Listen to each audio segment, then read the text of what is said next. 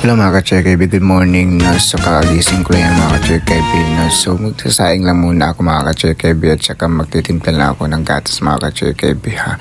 So ngayon mga ka-JKB, kinuha ko yung baso mga ka-JKB para magkakape lang muna ako mga ka-JKB. So tinawag ko yung aso ko kasi maglalambing muna kami mga ka-JKB kasi ganun talaga yung routine namin talaga umaga mga JKB. Kailangan na maglambing para naman bigyan ko ng time yung aso ko. So ayan, dyan ako nagkakape. Umupo lang muna ako kasi parang tinatamad akong tumayo kapag nagkakape. So yung mga JKB, yung aso ko naghihintay din para mabigyan ng pagkain mga JKB. Kaya ang ginawa ko, tumayo ako para maghanap-hanap ako sa labas kung meron akong makita. Pero nakita ko, madilim lang pala.